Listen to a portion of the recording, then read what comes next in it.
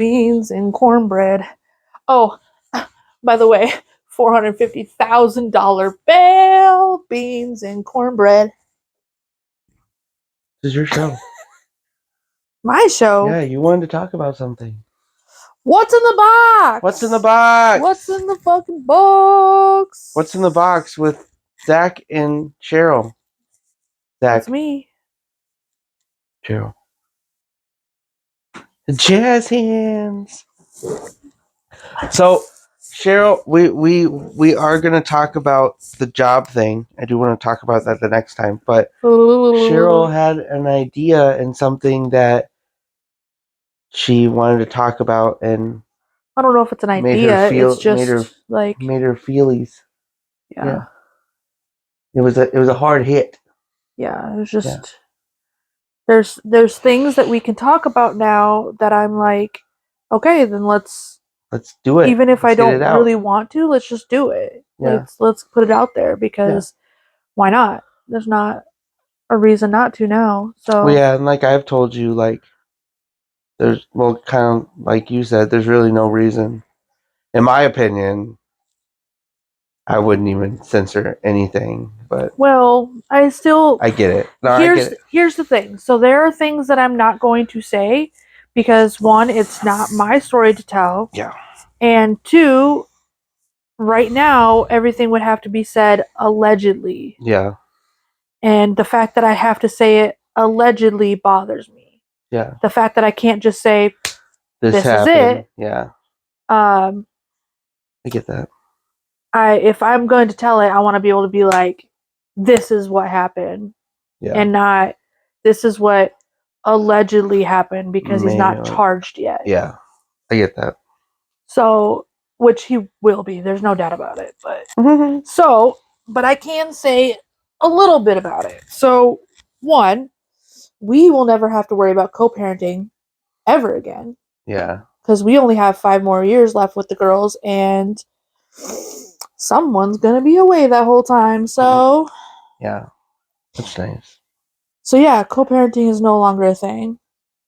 Not that it was ever really a thing, but the last couple of years it has been more so a thing, and now it's done. Well, like I told you, it's not really walking on eggshells, but it's just things that unnecessarily needed to navigate. That was not like in my opinion. And well, yeah, it's like okay, like I didn't even want. It's like it's like a simple thing, like a conversation of like we punish the girls about something, and then he found out about it, and then it's a discussion of well, what should we do as parents, or we cut their hair, or let them dye their hair, or let Emma get a piercing. Yeah, but that's what I'm saying. Like why, like that stuff. Like I understand in a normal co-parenting situation of like, hey, you should give them a heads up.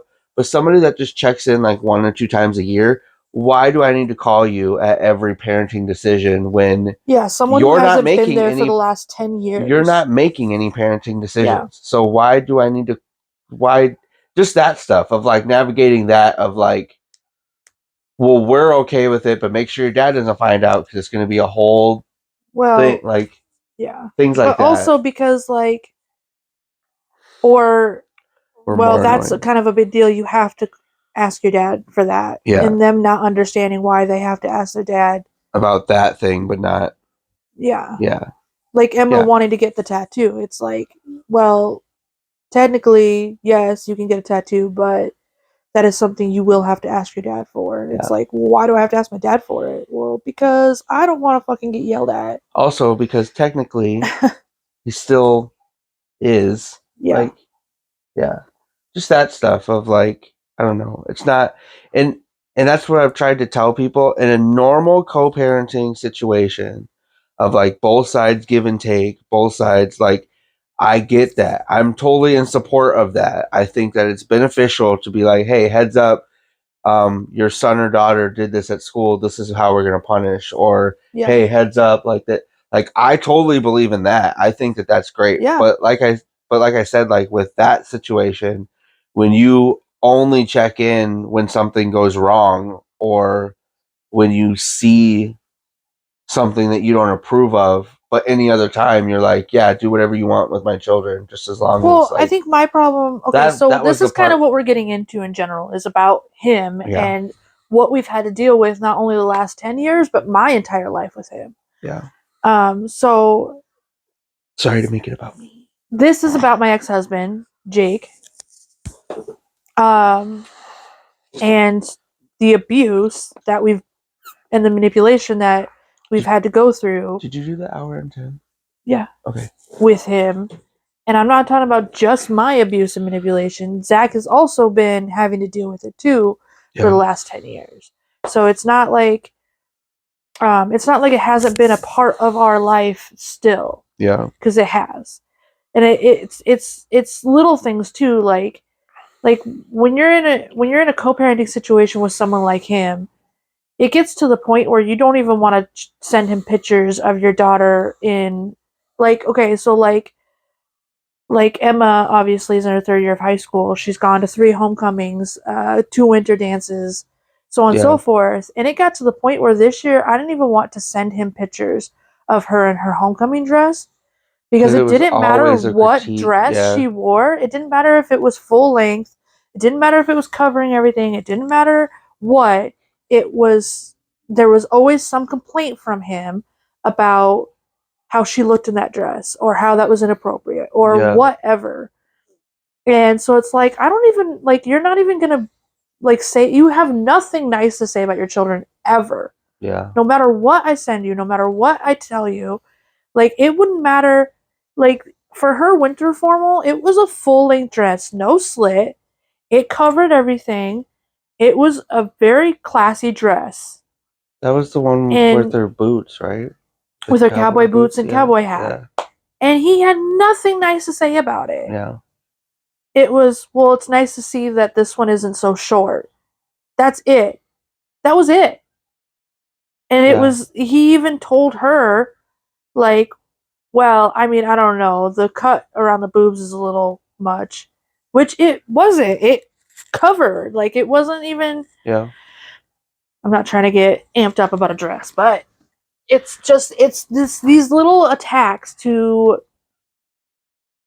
I think the thing that's bothered me for the last 10 years is that, and I haven't known how to deal with it because he is their father, is these tiny little personal attacks towards them that I had to deal with when I was married to him.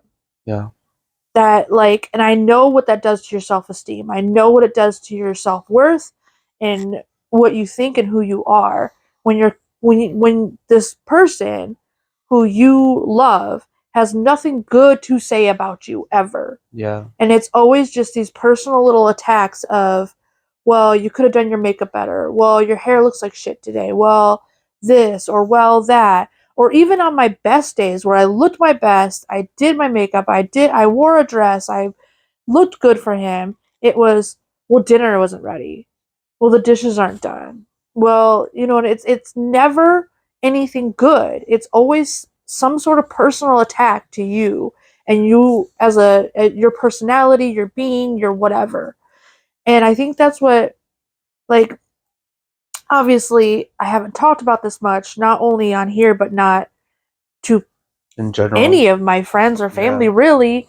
Like, I've told stories here and there about things he's done or said that have, like, been straight up abuse. Yeah. But I think the thing that people don't understand is when you're not in it, is it's the small, tiny little day-to-day things. The micro comments. And the microaggression. Yeah. That, like, build up and cause you not to think that you have any sense of anything. Like, you aren't your own person. You are this attachment of him. And, like, it doesn't matter how strong-willed you are or how you were raised, because I wasn't raised to be the kind of person who would just lay over and let a man treat me that way. Yeah. And I wasn't that person as a teenager. I wasn't that person in my other relationships. I wasn't even that person in other relationships outside of mine and his after him. Yeah. Like, or, you know, whatever. It was only with him.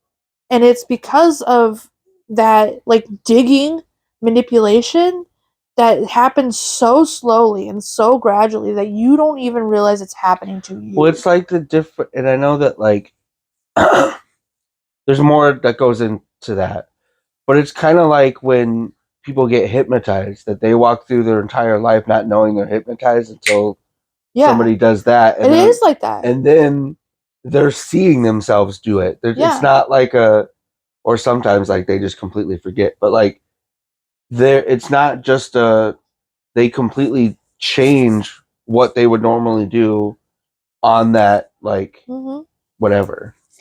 And it's conditioning. Yeah.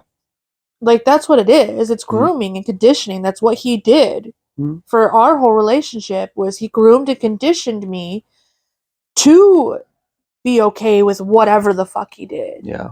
To be, like, this dismissive, like, okay. And don't get me wrong, there are plenty of times where I fought back, where I spoke out, where I, like, told him, you can't do this to me. But it didn't make a difference because he had ways to manipulate those situations as well. He had ways to make me look and feel crazy. Yeah. He had ways to make me out to everyone else, including my own family and friends, that I was just overreacting and that nothing is actually really that horrible. Well, you know how Cheryl is. I tried my best, but you know how she gets when this situation happens. Yeah. Like, sort of things. And don't get me wrong, I had friends that were like, you should get out of this, you should be this.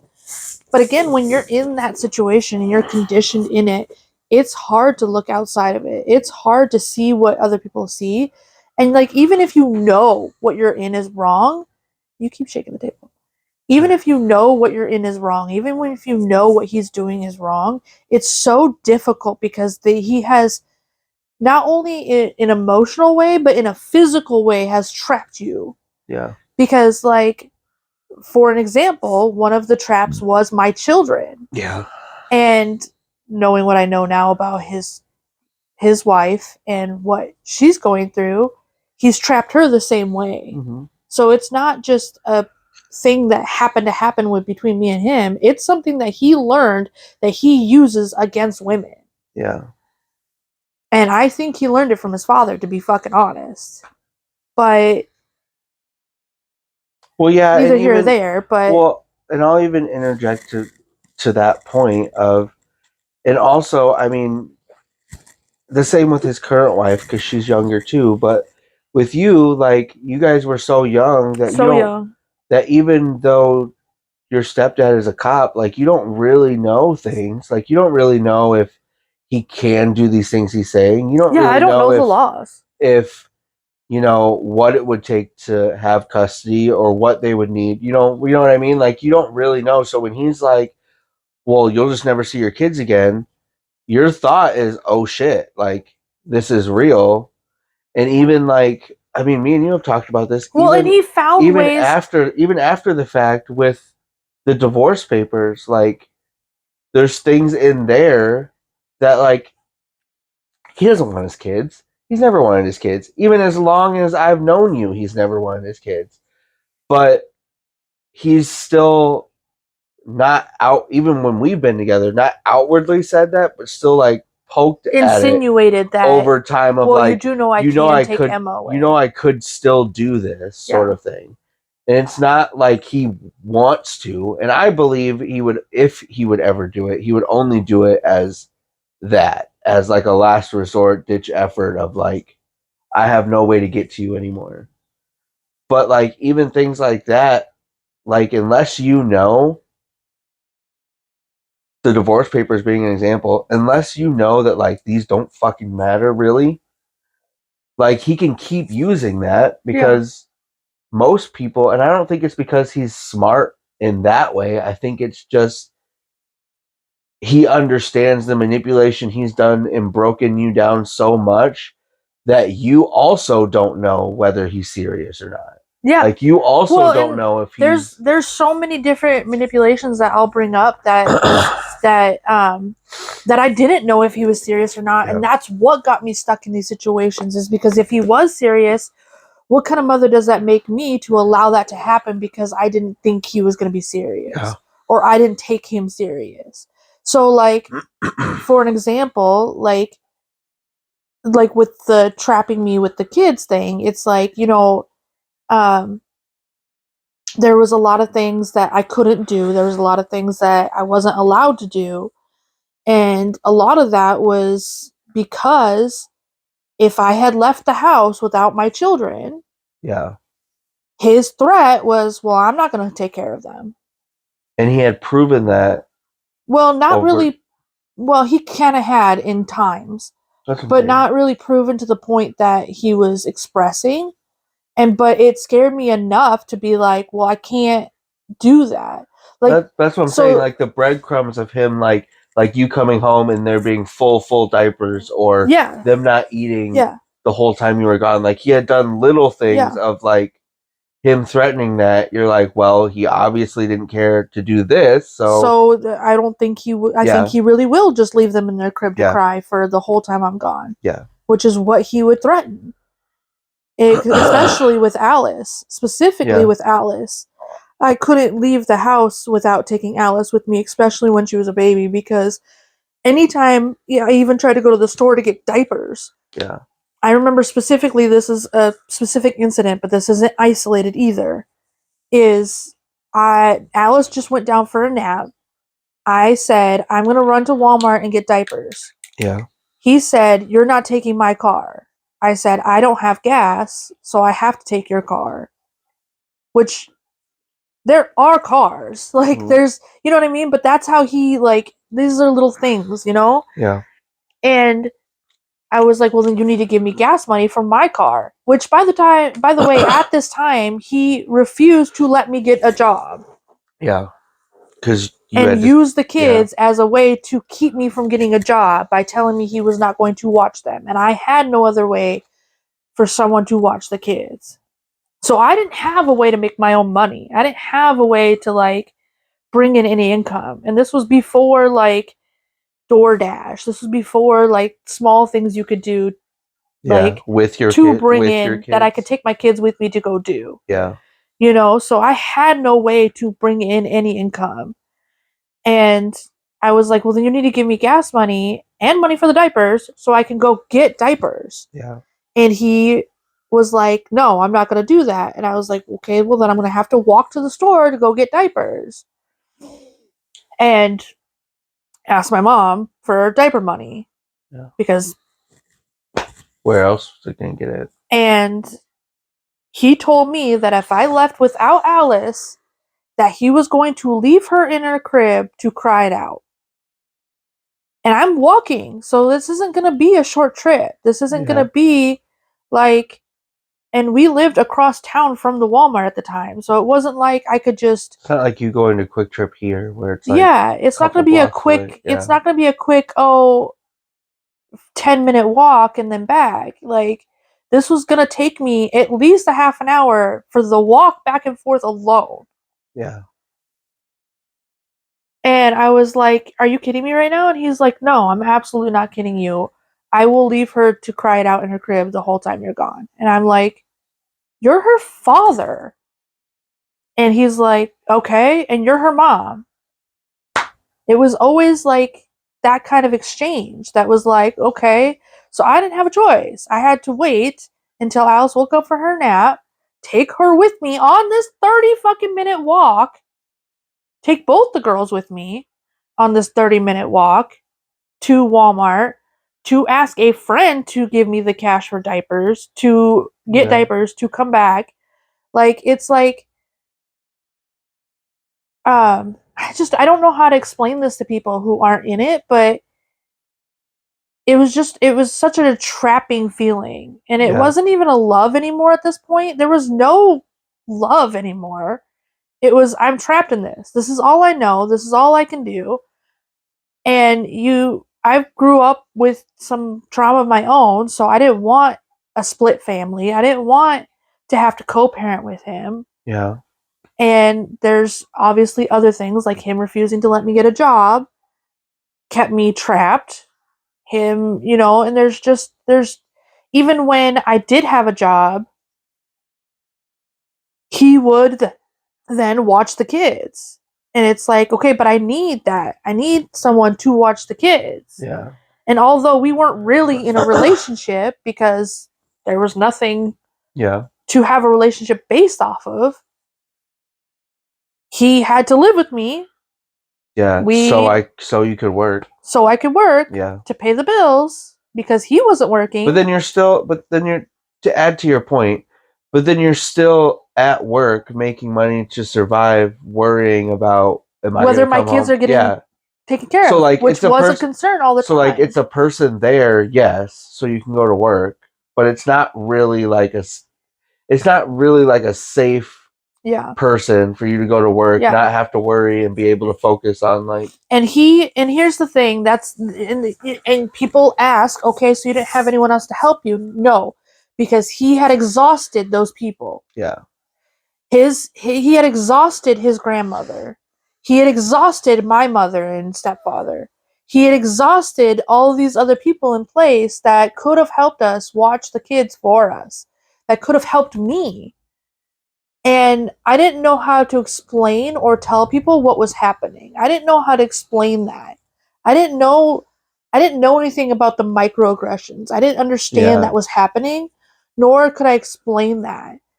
And people didn't understand because the only thing I could tell them was the big grandiose blowouts that would happen. And they'd just be like, well, then what are you doing? Why are you with him? Yeah. And then at a certain point, it got, well, we can't help you because you can't help yourself. And it's like, I don't mean this mean towards anyone that saw me during that period, because I would feel the same way looking in. I'd be like, you're not helping yourself. How am I supposed to help you? But the thing I couldn't express at that time because I didn't realize it was happening, and the thing that was keeping me trapped was those microaggressions, was those small little attacks, was those doubt of self-worth, was those I'm not a good wife or a good mother. I can't do this on my own. Yeah. And he had ways of making me feel like I couldn't do anything on my own.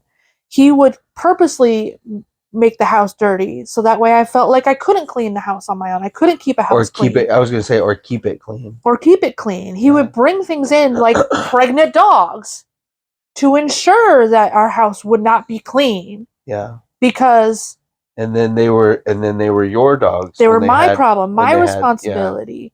And he wouldn't clean up any of the shit. He wouldn't take them out to go potty. He wouldn't, he brought it in, but it's my fault. And when he's like, well, we should just get rid of the dogs after me and the girls are already attached to these fucking animals that he knew was going to happen because he knew how I am, it was, well, I can't just get rid of them now. Like, I can't get rid of this dog now. I love her. Yeah.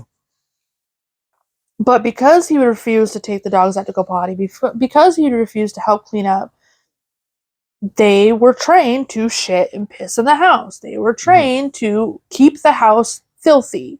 Yeah. And I was constantly working. There's only one period in our relationship where I wasn't working, and that was when we had that house. And that whole period was a whole different form of abuse towards me. But it's things like that that at that time, I didn't realize that these were parts of the trapment. I didn't realize that these were parts of his manipulation. I didn't realize him bringing that dog into the house was a form of him manipulating and trapping me and keeping the house dirty and keeping things a certain way. Because he would also use a dirty house as a manipulation to take the kids away. Yeah. You can't keep a house clean. You can't keep bills paid. You can't do this. So I'm gonna win custody. I'm gonna win custody if we ever go to battle. There's no way if they don't show up that I'm not gonna get custody. Yep. Yeah. Because the house was always filthy because he made sure it was always filthy. The bills were never paid because he made sure we never had money. Yeah. Because even though it was my income, it wasn't my income.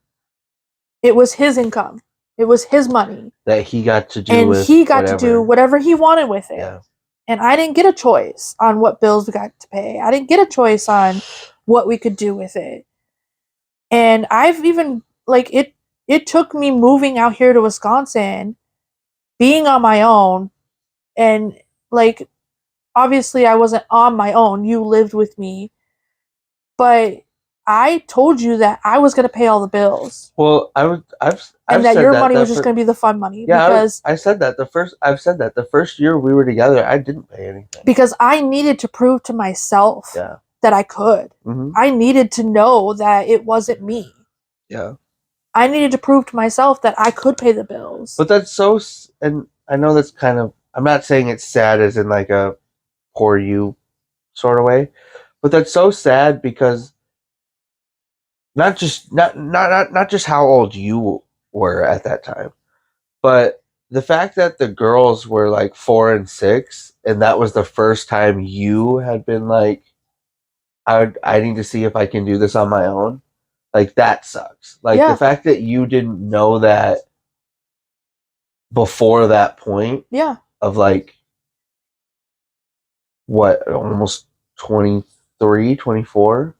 I was 24 when I moved out here. Yeah, the fact that you didn't really know like internally that you could actually do this as an adult, like, is just, sorry, that was just like a, it just kind of sucks because and it sucks. I know that some would say I'm biased because I love you and I'm your husband, but it's so sad to me because of how great your work ethic is. Yeah. And how good you are. Like, granted, like, I give you a lot of shit about like Christmas and stuff, and like you have no self control with money. When it comes to holidays, I have no self control. But like day to day, like this bill needs But to I get also paid. will work my ass off to make up the money that I spent for the holidays after them. Well, that too, but like your ability to like, this bill has to get paid, this bill has to get paid. We can break this, we can put it over here, or not like physically, but like we can break this money in half, put this over here, and we can do this. Like your ability to do that, I've known since the day I met you. And so like so it's sad to me, and I've told you this before, it's sad to me that it took you that long to know that when that's a part of who you are. Yeah. Is like, I don't know, it just. But I also feel like that part I've learned because of what I was in. Yeah. Because I already had limited income because I didn't have any self-worth to get a real big girl job, so I only worked in fast food. So my income was already really limited as far as like how much income we had versus bills.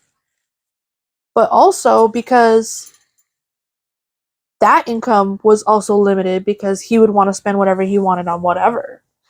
And so I had to pick and choose which bills were important to pay. I had to pick and choose like what we can put on what. And like obviously rent always comes first. Yeah. Because having a house over your head or having a roof over your head is more important than anything else. And there were times we went a weekend without electricity. There are times where we went a day or two without gas. But we still had we had a house, or we had electricity when we didn't have gas, or we had gas when we didn't have electricity, or we had, there were things in place for those things. And if we didn't have gas, we could go to my mom's to take showers and baths. Yeah. So it was like, and then food was always like least priority because of food shelters, because of like food banks and stuff like that. But also, I could never get on food stamps when I was with him because he would always ensure that there was a way we couldn't do that because of the refusal to pay child support. Yeah. Or the refusal to even pretend to make up a plan so we could get food stamps caused us to not be able to get food stamps ever. Yeah. Because in our divorce papers, which I signed at 19, that were done by written up by his father. Yeah. Stated that he had full custody of Emma if he lived in the state of Nevada, so that screwed me on Emma as far as like the food stamp stuff.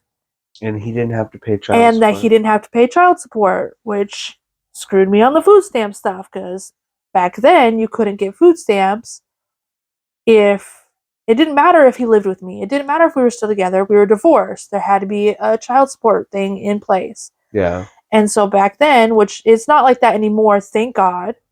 But back then, you had to have an agreement in place to get food stamps. And his refusal to be able to work with me on even getting an agreement so we could have food stamps, that includes him. It was never a thing. We couldn't do it. It wasn't until I moved to Wisconsin that I finally started getting any state benefits. Yeah. And even then, at the time of moving here, the only thing I could get was childcare benefits, which helped a lot at that time. But yeah, but even that fell through after a few months because of his refusal to file anything for child support. And then I don't know, there's so much. But what I was saying is that, you know, and so, and here's another thing that people are probably going to have questions about, people who know me and were there during that time or whatever, is okay, but there was times where you guys weren't together and you went back to him. You have 40 minutes, by the way. Shit. Okay. I was just letting you know. I know. So, and you've had this question too with me before when we've discussed some of this, is there were times in our relationship where we were separated, and not just separated like living in the same house, separated like we were not living together, separated. And I was in other relationships. Had my own job. I was paying my own bills. They were always very short-lived. And so that's why the bill paying thing felt like I still didn't know if I could do it or not. Mm-hmm. And I always had help. Yeah. So like I either lived with roommates or I lived with another person or so on and so forth. So it was like I didn't know if I could do it or if it was the help of other people that were causing me to be able to do it.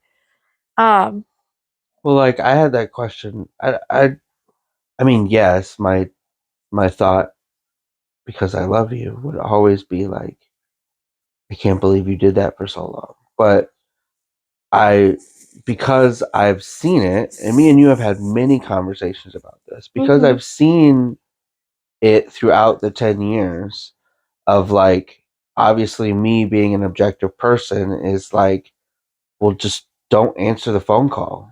We'll just don't talk to him. We'll just don't. Why are you even having this argument or this conversation? It's irrelevant. Like, even those things, like, I can say that as an objective person. Mm-hmm. Because, like, to me, yeah, if I know you're only calling me to say how shitty a mom I am about your daughter because my daughter posts a picture of her in clothes you don't approve of when we are the parents that are, like, making decisions every day. Yeah. Me, as an objective person, I would be like, I'm not answering that phone call. Don't fucking deal with it. But like, and I got better at that as time went on. No, but that's what I'm saying. Like, I can objectively say that. Yeah.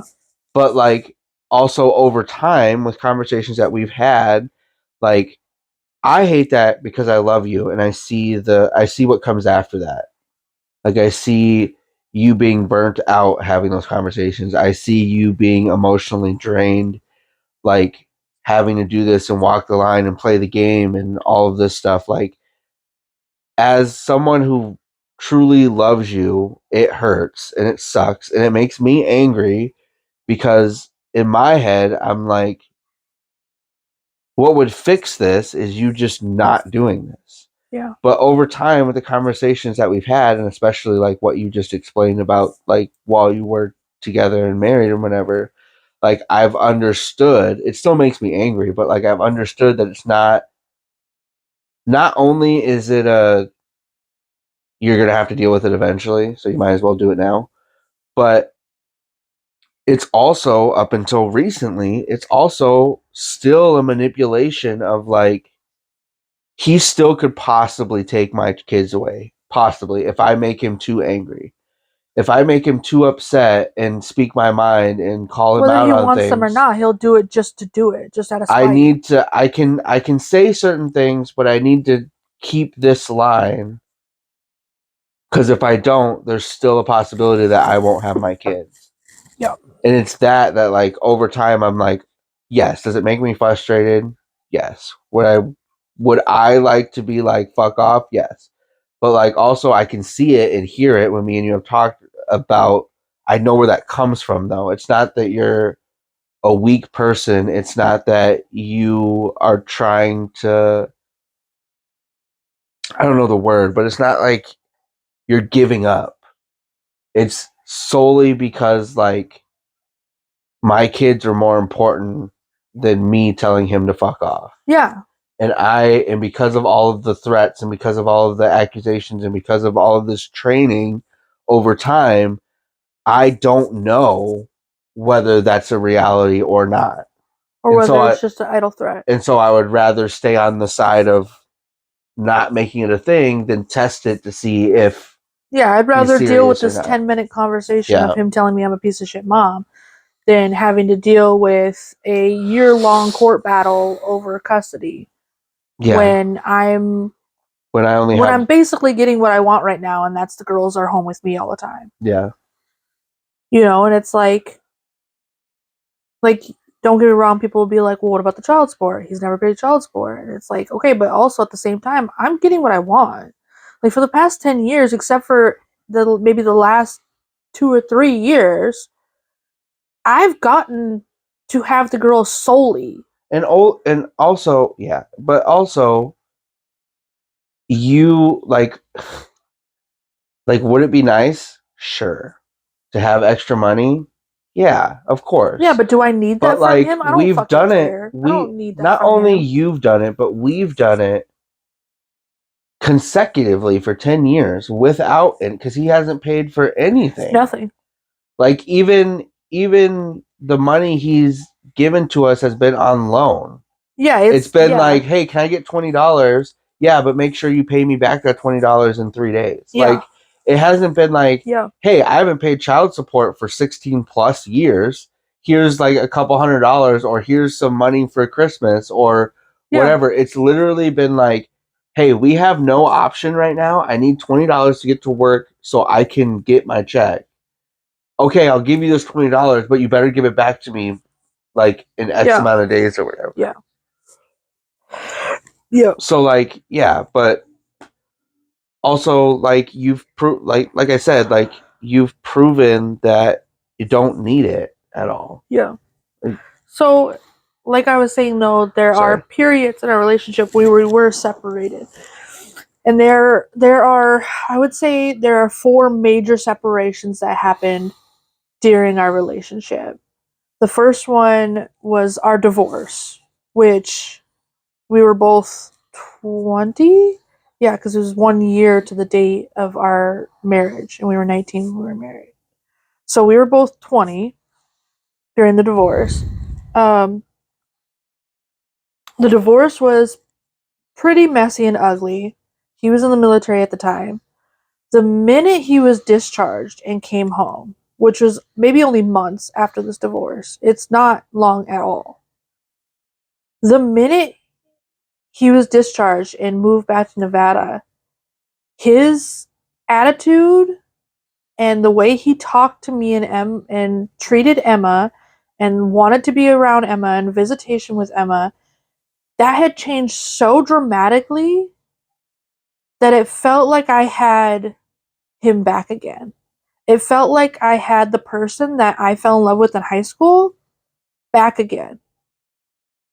And it felt like he woke up, kind of. And to be fair, at that time, there wasn't any obvious abuse yet before our divorce. Yeah. So it was like there wasn't anything big or bad enough to be like, well, why would you go back to that? Yeah. And like I obviously even there were had, still like tiny things, but not like. Yeah, and I even had other people in my life telling me I should get back with him at this point. Yeah, that, speaking of, that is the most toxic thing that and I understand everybody wants some people to be happy.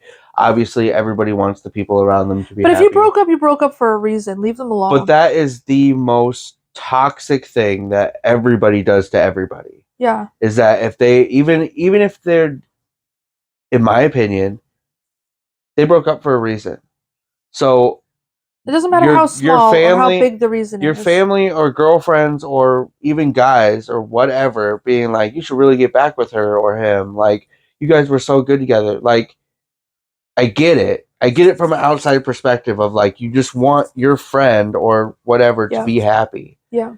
But like, that pushes people to go back because everybody around them is telling them to go back into situations that aren't necessarily good for them. Which is kind of what happened in that situation. It was like, okay, yeah, I don't really see where the problem is anymore. And everyone's telling me we should get back together. Everyone's telling me we're good for each other. I don't want my daughter to grow up without her dad or her parents together. And at the time, I really badly wanted a second child. And I know that seems strange at 20, but I grew up as an only child. Yeah. So the drive to ensure I didn't have a child grow up as an only child was strong. Yeah. And I was like, I don't care what this does or how this looks to everyone else. I don't want Emma to grow up by herself. Yeah. And so I was like, well, it's better to have one baby daddy than two, you know? So I was like, okay, well, then we'll just do this and we'll work out. And after we got together, everything was great. Everything was wonderful. Communication was great. He was lovey-dovey. Everything was great. We didn't fight or anything like that. It wasn't until the minute I got pregnant is when the grandiose abuse started happening. Yeah. And I didn't know how to react to it because he hadn't treated me that way even before the divorce. So it was very confusing for me. It was very confusing on what did I do wrong? Why all of a sudden is it different? Yeah. Yeah. And he would go around telling people that he didn't even want a baby, that I made him get me pregnant, which is not the case at all. He knew the minute we got together, because I had communicated it with him, that I wanted another baby. He never said no. He never used a condom. He never wanted me to be on contraceptives. He never said anything to the contrary. Yeah. There was only one time, and this was after multiple times of having sex unprotected, that he wanted to use a condom. And I laughed at him and said, "What do you want that for?" And he said, "Well, I don't know. I just thought maybe we should be protecting ourselves." And I was like, "Why now?" Yeah. And then that was the end of the conversation. He put the condom away and we never talked about it again. Yeah. But because of that situation, he was able to use that, and he was able to use it in a way that I couldn't deny him trying to use a condom. Yeah. You know what I mean? Like, and I realize that now, like, I'm like, oh, that's what that was about. Yeah. It's not that he cared to actually protect himself. He wanted a reason to be able to tell people he didn't want a baby. Well, she wouldn't even let me use a condom. She wouldn't let me use a condom. And when I was asked, you wouldn't let him use a condom? And I was like, well, yeah. Yeah. You know what I mean? Like, I can't deny it. Mm-hmm. It did happen. Yeah. But people didn't understand the backstory to that. They didn't understand the couple of months of unprotected sex, and all of a sudden, before all of a sudden him pulling out a condom, when also our entire relationship at this point has been unprotected sex. Yeah. Like, you know what I mean? Like, there's never at any point where we had any discussion. Like, so, and the minute I got pregnant, that's when it all started going really downhill. Was he just, the way he talked to me was different. The way he treated me was different. And he made everything feel like it was my fault. Everything was my fault. It was my fault I got pregnant. It was my fault that I'm sick. It was my fault that he is upset. It was my fault that he's tired. It was my fault that I'm working and he has to take care of Emma. And it was just, and at that time, mentally, I was not doing well during this pregnancy mentally already in the first place. Yeah. So to have that constant thing there in the back of my head too, and the constant voice of him, was really not helpful. Like, my mental health during Alice's pregnancy had plummeted so hard and so dramatically that I did not go to a doctor once during my pregnancy with her. Yeah. I went to a doctor. I didn't, well, okay, not once, but it wasn't until we moved to Idaho with his mom that his mom forced me to go to a doctor at 8 months pregnant. Yeah. So that's 8 months of pregnancy that I didn't see a doctor. Yeah. That I didn't leave the house other than to go to work. That I didn't do anything. Like I didn't even really take care of myself, honestly, not really. And thank God his mom made me go to the doctor because I had to get induced because there was complications. Yeah. So if it wasn't for his mom, if it wasn't for us moving out there, who says Alice would even be here today? Yeah. But I've had this conversation with people who know me and who've known the situation that that pregnancy was one of the big, like, there is a story from that pregnancy that is one of the big, like, abusive situations that I used to, like, tell people how he was, and people look at me like, what the fuck, like, and that was I'm very, very nauseous when I'm pregnant. Like, Yeah. you've seen it with Wyatt. I get really sick. And Alice, I wasn't as bad as Emma and Wyatt, but I was still sick. And I was sitting on the couch and I felt like I was going to puke, but I couldn't move. Like, it was that kind of nausea that's so harsh out of nowhere that you're just like stuck. And well, not accidentally, I guess, but kind of accidentally, I puked on the floor. And I'm crying and bawling, and he comes in and he goes, "What the fuck?" And I was like, "I don't know, I just really got sick." And he, like, went back in the kitchen, came back out, threw paper towels at me and goes, "Well, fucking clean it up." And I start crying and I'm like, "Can you please help me? I still feel like I'm gonna get sick." And he's like, "Well, I didn't fucking want that thing. I'm not helping you." Yeah. And it's like, people hear that story and they think, "What the fuck, Cheryl? What were you doing? What'd you think?" Like, and it's like, that's what people don't understand. That's where those little driving comments throughout makes your self-worth so low that you think you deserve to be treated that way. You think that you did something that caused that. Or like even in yeah, you're right. I threw up. I should be cleaning up Yeah. my yeah. Or okay, yeah, you didn't want the baby, so I guess it's not your problem. Yeah. Like, you know what I mean? Yeah. Like,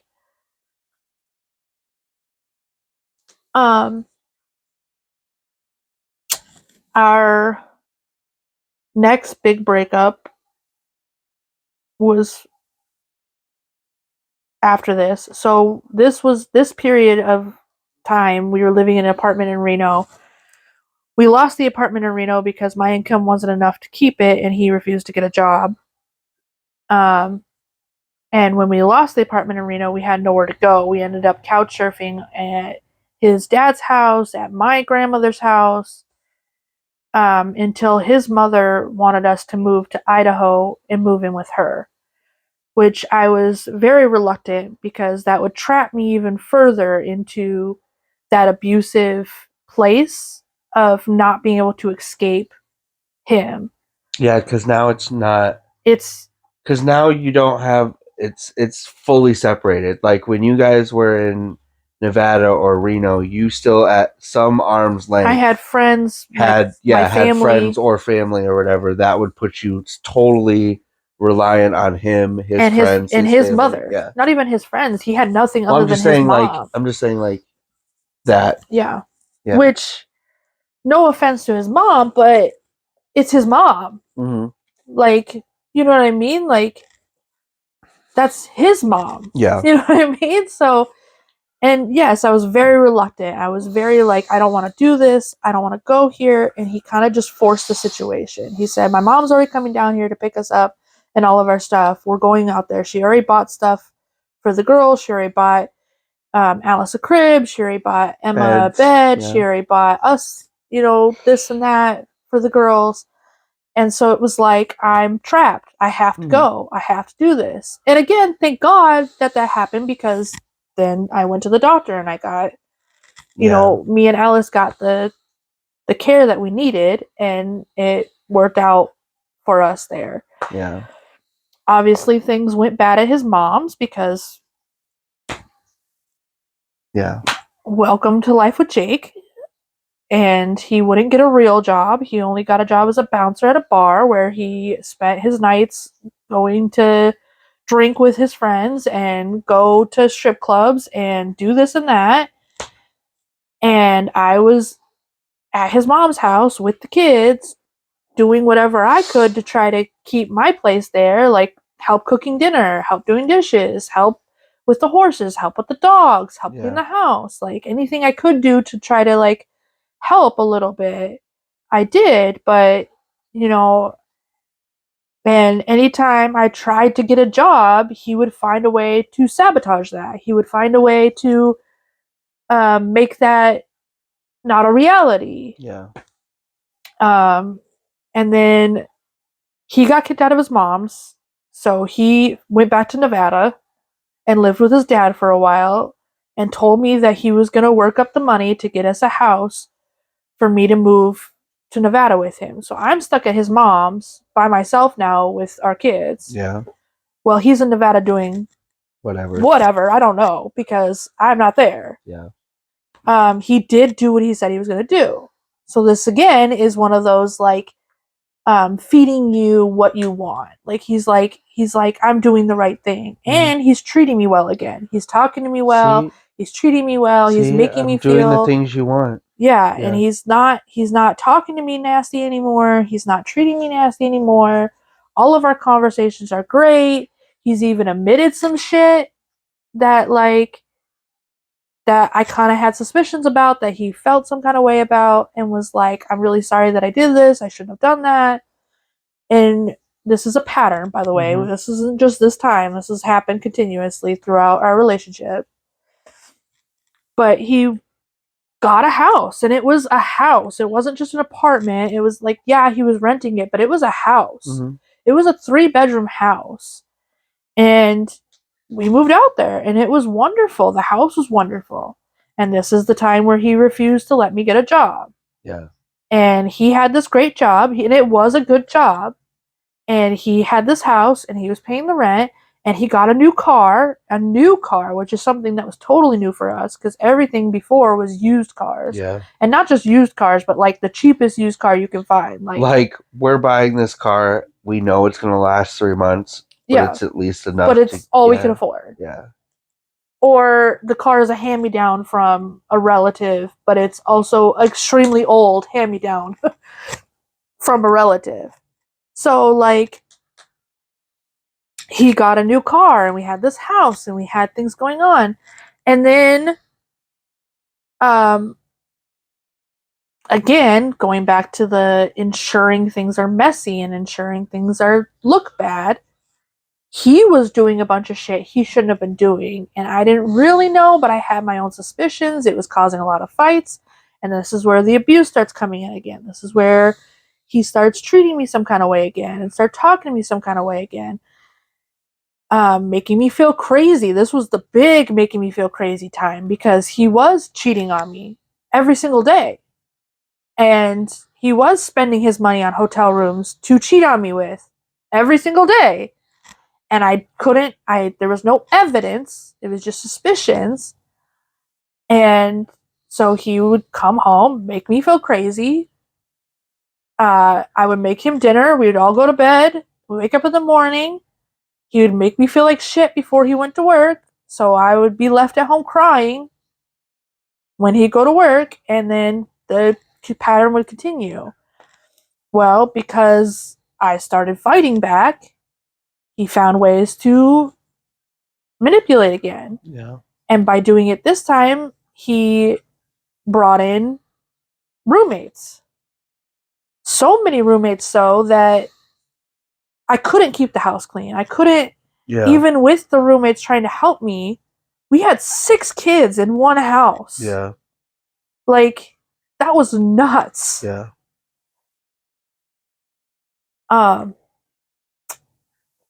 But he did it in a way that I was the one who invited the roommates. Yeah. Because we had a friend and her husband and her 4 kids that were on the brink of losing their house. And he was like, well, we should really invite them to live here. I think we should really help them out. But he never said that to them. He left that for me to say. Mm-hmm. He left that for me to be like, well, let me figure some stuff out. You guys could probably come live with us. And then when it came to the other friend, he let me be the one that was like, you should come. He like planted seeds in my ear and our roommate's ear that, well, we should let them come stay with us too. Mm-hmm. So we were the ones that invited them to come stay with us. And then the other person, I was the one who invited him to come stay with us. And it was his way of being like, well, I didn't invite them into the house. I didn't tell them they should move in. Mm-hmm. And it's like, yeah, but you did. But you did. And then he lost everything. We lost the house and the car because all in one day, surprisingly, we got an eviction notice on the door the same day that the repo came for the car.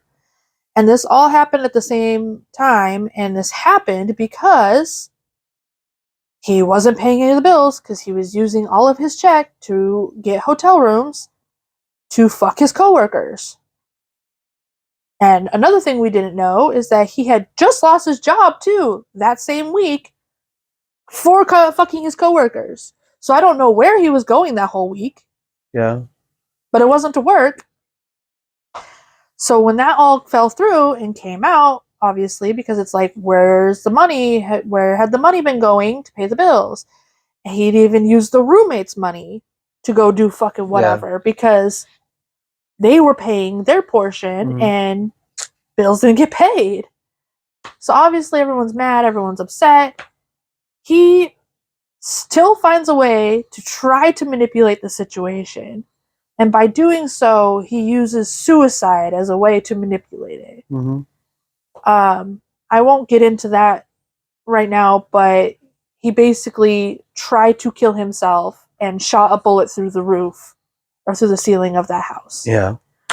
With everybody there. With my child, with Alice, in the living room with him, and the other 5 children in the backyard playing.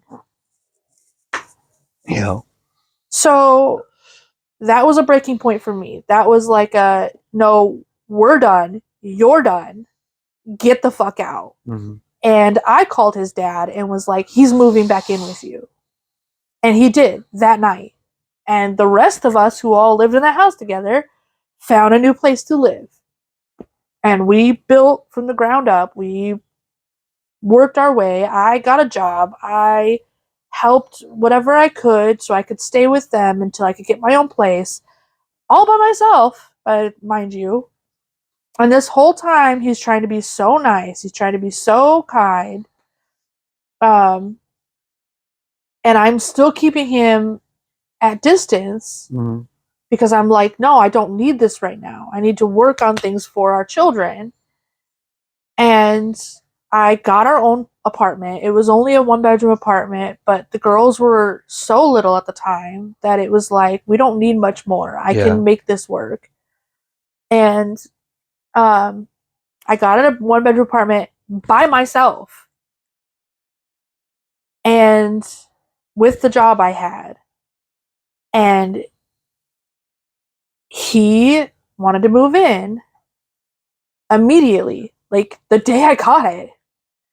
And obviously I was reluctant, but conversations had been going good. He had been treating me well. We had talked about everything that had happened, including the infidelity and everything. And my condition was that if he got help, that we could try to start working things out again. And during this time, he started going to church. He started going to recovery programs. He started getting like therapeutic help for his stuff. But this was all just another manipulation tactic to get back into a relationship with me. And I thought it was working. Everything was going great. We were, he moved back in. We had that 1-bedroom apartment. We lost that 1-bedroom apartment. We had another apartment. We lost that apartment. I don't know. People are parking for our house. They went away. They just left. Okay. And he started distancing himself from the recovery program, even though I was still in it and still working through it and still doing it myself. He started like breaking away from it and making excuses why he couldn't go and making excuses why he couldn't do it. And then he got a long haul truck driving job. And for the first little while of him, okay, so the talking to me a certain kind of way came back before the long haul truck driving job. But all the grandiose abuse stuff wasn't there still. So it was just the way he was talking to me. When he got... Which, if the big stuff isn't there, I can deal with... I can deal with the little tidbits, yeah. He got a long haul truck driving job, so he wasn't home a lot of the time. And it felt good. I was so free, and I felt like I was doing everything right. I had this job. The girls were being watched by my parents while I was at work. And I was paying the bills, and everything was being taken care of. I was doing it on my own because even though he had a good truck driving job, he wasn't sending us anything. He wasn't paying anything. He wasn't doing anything. So it was still you doing it. It was still me doing everything. Mm-hmm. And I didn't even realize it at the time that I was doing it. Like, I was just doing it. This was also the time that we had the dog who had 10 puppies. Yeah. And when he lived there with me, everything was a mess and gross. And the puppies weren't being potty trained and all this. The minute he left to go do the truck driving job, the house was being cleaned. I was cleaning up after the puppies every single day. I was teaching the puppies to go outside. They were doing a good job. Having them on schedules. Yeah, everything was going great. I was finding homes for all the puppies. Everything was wonderful. The house was staying clean. Everything. And I just thought that our relationship got better. I don't know why I couldn't see that his separation was what caused it. You felt better, so it in your brain was like, I feel better because we're better. Yeah. Yeah. Yep. And so I thought we were doing great during this time. Mm-hmm. But then after a while that he would come home from his truck driving job and he would talk about wanting to break up and talk about not wanting to be together. And so there were periods of time where I thought we weren't together. But anytime I went to do anything outside of our relationship, it was, you're cheating on me. Yeah. What are you talking about? We're not together. Yeah. You just told me you don't want to be in a relationship with me anymore. We're roommates right now. Like, what are you talking about? And at that time, I allowed the roommate situation because I was like, well, he's not here most of the time. He's truck driving. And he's still my kid's father, so whatever. Yeah. You know? And it's like, it was just an emotional roller coaster that whole time of being, we're in a relationship, we're not in a relationship, we're in a relationship. And then I got granted the opportunity that saved mine and my girls' lives, honestly. Because my mom asked my grandma to help me move to Wisconsin. And this wasn't even like a pre-thought or anything. This wasn't like I hadn't been talking about wanting to do this or anything. Yeah. My mom just couldn't watch the girls anymore, and she knew that I was going to lose my job. She knew that things were going to go downhill for me. And I didn't have anyone else to fall back on. And she knew that I had family out here that could do what she couldn't do. Yeah. And so she asked my grandmother to offer me the opportunity to pay for me to move out here. And I had talked to Jake about it. We had conversations about it, and he agreed. He was like, yeah, we'll do it. And part of that was because I was like, I went to Idaho for you. Can you please do this for me?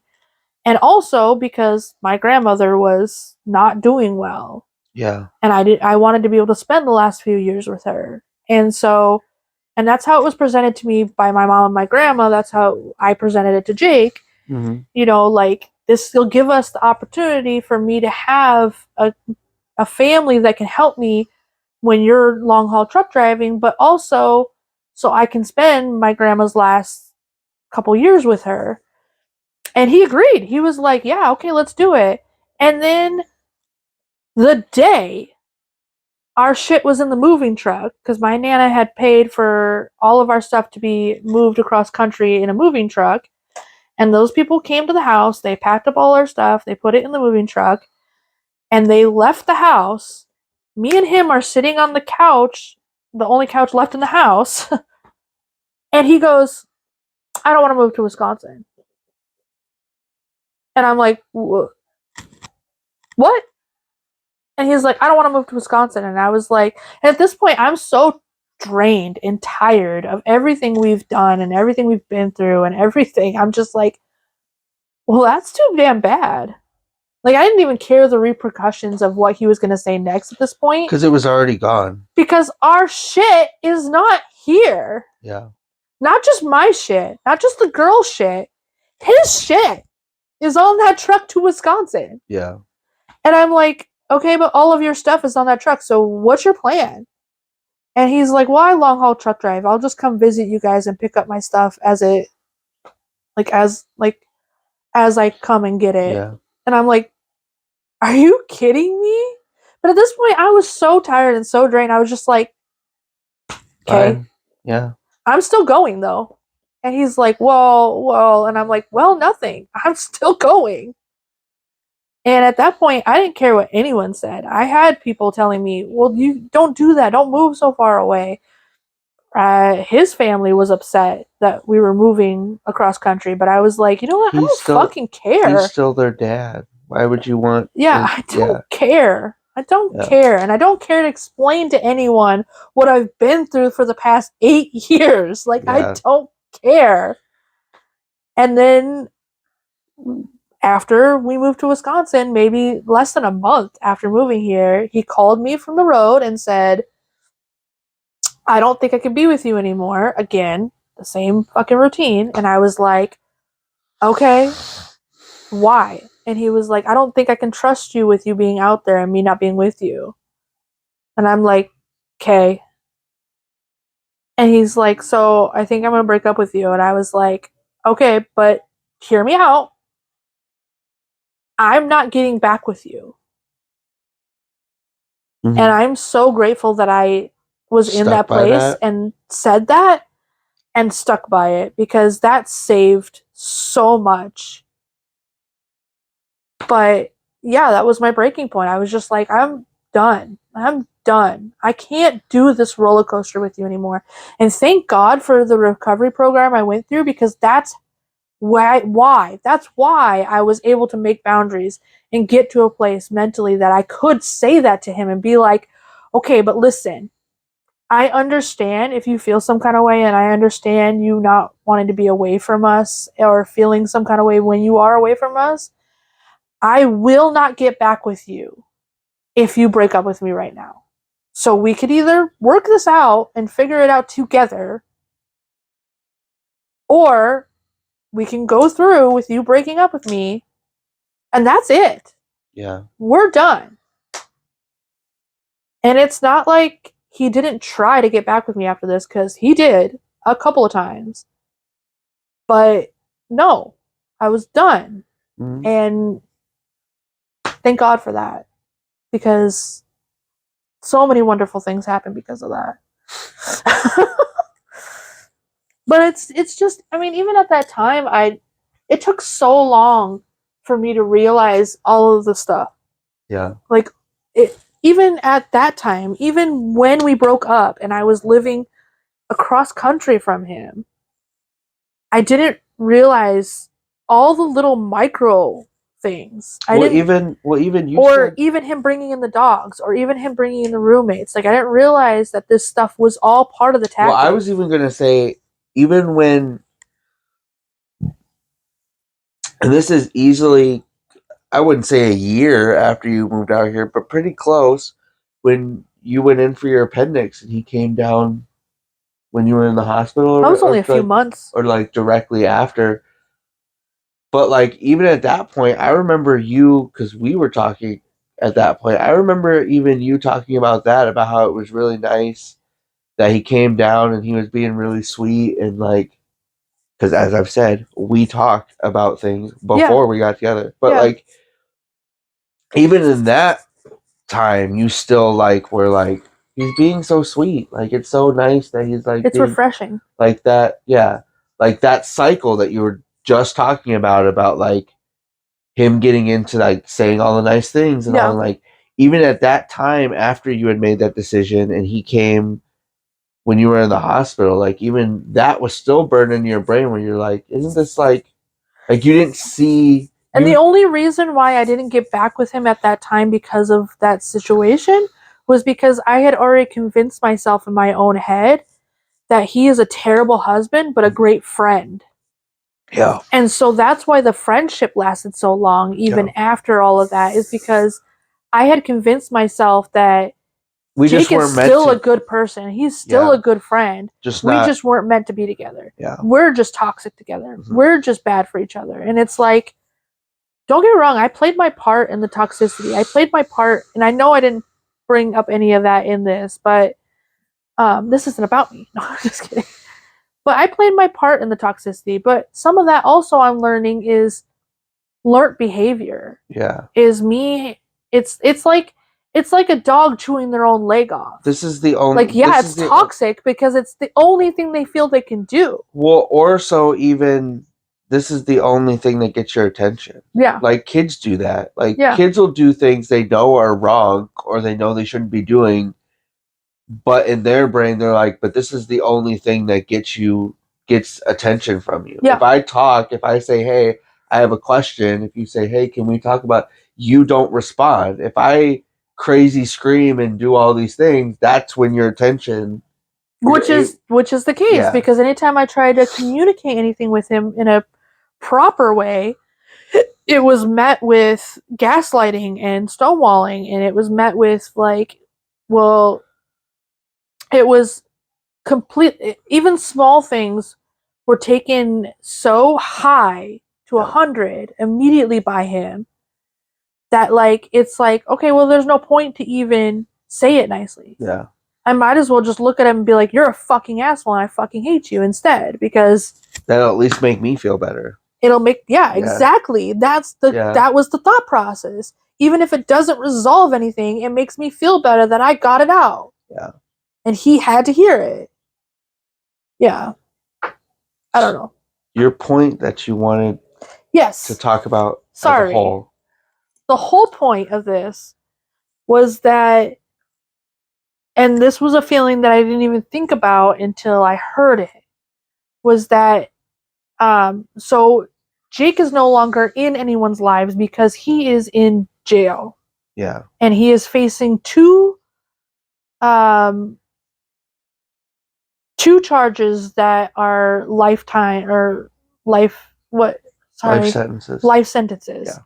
So he is no longer in anyone's life right now, including his current wife. And one of the things that his current wife texted me was, I'm not going to say the whole text because it's not necessary, but it was the relief that he's not there. I woke up today and felt relief that he wasn't around. And it hit me in such a profound way because I was like, I know exactly that feeling. And I didn't know that I knew and that I didn't even know that I knew that feeling until she had said it. And I was like, yep. Because that minute that, like, I remember feeling that the minute he went onto the road truck driving. And I didn't know how to pinpoint at that time because I wasn't in that headspace. Well, also you were still in it. Yeah. But I remember that feeling of being able to breathe, of waking up in the morning, being able to breathe, being able to clean the house and not be overwhelmed by it all, being able to take care of the kids, being able to make the kids breakfast and not just hand them a yogurt because I have to go fight with your dad for an hour now. Yeah. Like, it's it's a feeling that, like, I cannot explain, and It is a euphoria for sure. It's like a waking up out of a bad dream and just being like, it's like what I would assume, and I don't know because I didn't go through that, but it's what I would assume with conversations we had. It's what I would assume somebody being in prison for like 20 plus years, that first time those doors open. Yeah. And you're like, fuck, I don't have to be here anymore. Yeah.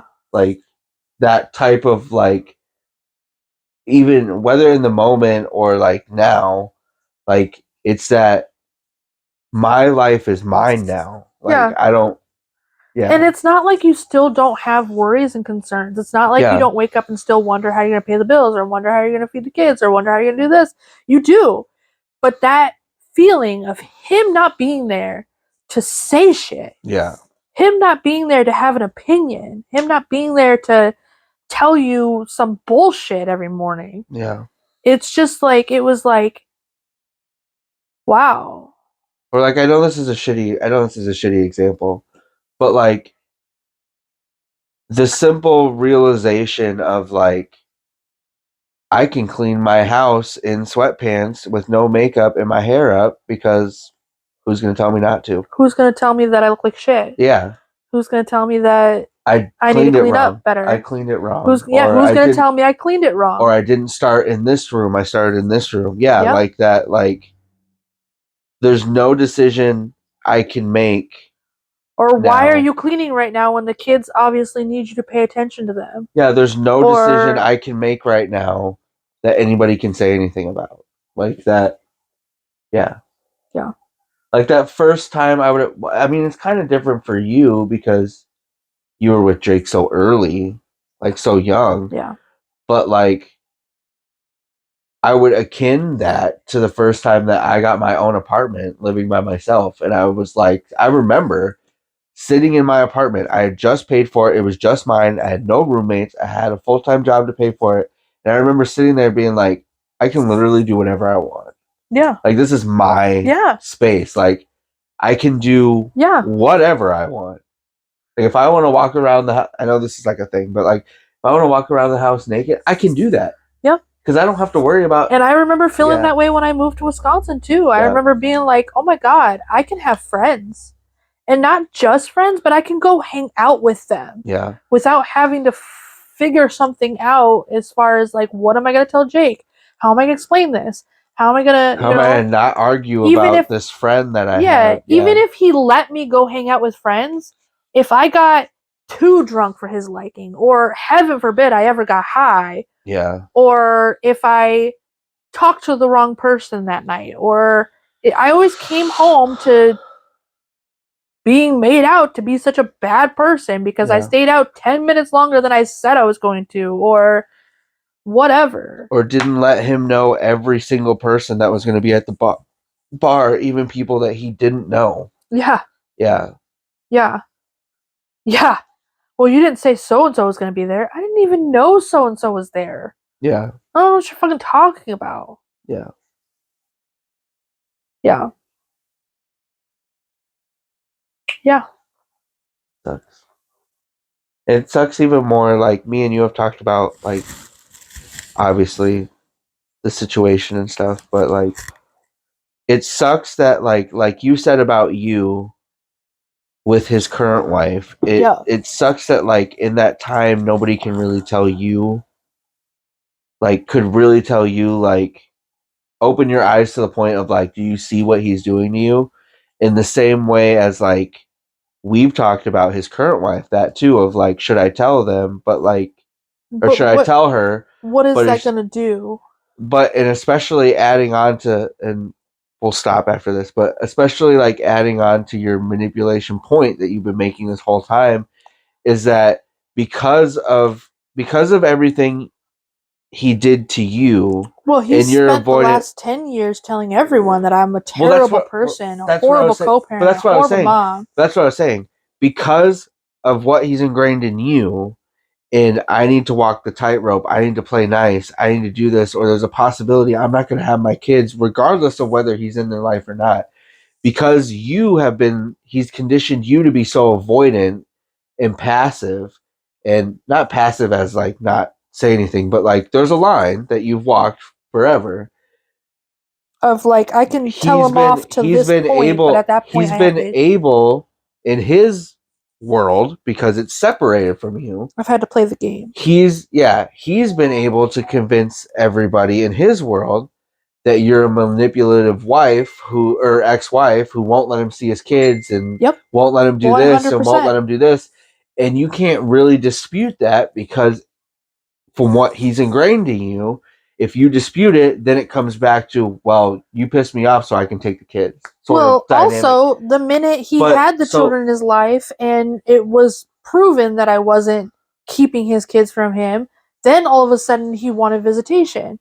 Yeah. Because he had to keep up the facade of him being a good dad. But that's what I'm saying. But in that time when he got married again, he also said the same lie to her of like, I'm gonna take these kids she's away. Just manipulative, she's just whatever. Oh yeah, about me. Yeah, about you. And then when the girls did go out there, when his wife was able to see them, because of their trauma with their dad, because of them being outspoken, Emma especially, because of Emma calling him on his shit, because she has no repercussions. Yeah. So she was outwardly saying how shitty a dad he is, and how shitty a person, and how he never contacts them, and how he just tells them this, and why would you even bring this up? And my mom's not anywhere near what you're telling people. Yeah. It kind of got to a point, and then Alice is the opposite of being passive and just like, yeah, he can say whatever he wants, I'm not really gonna say it or whatever. His current wife also didn't know what to believe, because she's in that manipulative from him and have been told everything about you. Yeah. And so like anything that you or your daughter has mentioned, it's just fed into like, yeah, that's what she's telling them. Well, that's what so like, sorry, the point I'm getting at is that in that moment of her, like, of her euphoria moment, like it also is added on of like, she also, and she said that to you, she also is starting to be like, oh shit, like maybe everything that I've thought is not. That to me. No, but I'm saying like her statement of like,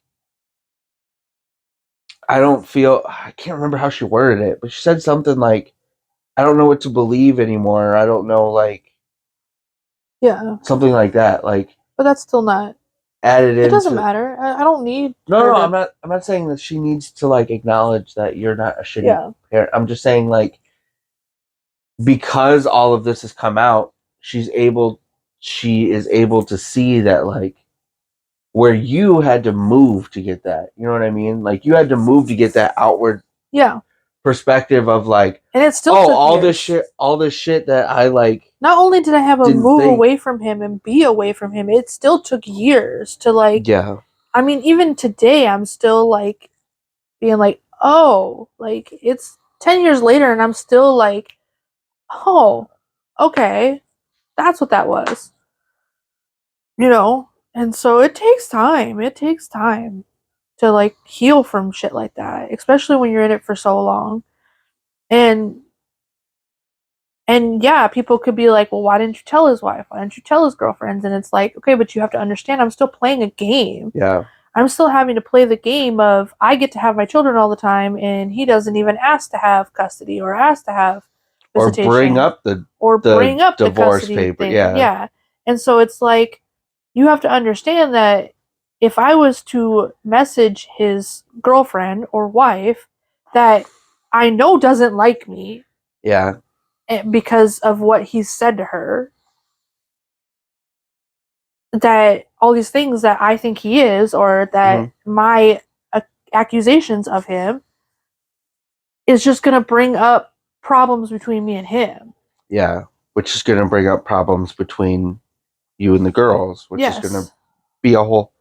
And it's going to turn into custody battles, and it's going to turn into, more manipulation and more of him telling me little tidbits here and there. Well, that's what I was going to say. And as much as it,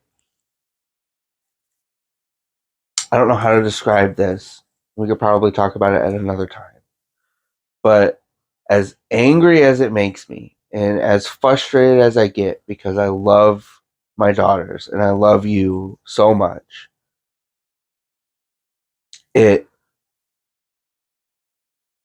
I understood still why, because my answer was always like, why I played the game. Yeah, because it just, to me, it seemed irrelevant. Because I was like, there's no judge on the planet that's going to give him custody. You've had them for too long.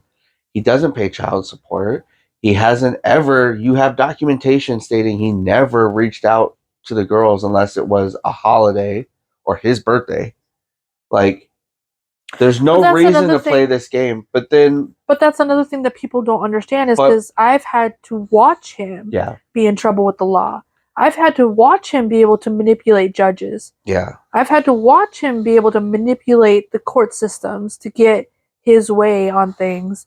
And I'm like, okay, yes, there is a chance that no judge in the world will allow this, but there also is a chance that he can manipulate his way into allowing it, or allowing more visitation, or making it more difficult to the point where I'm having to pay for plane tickets so often that I can't fucking afford a bill or groceries or...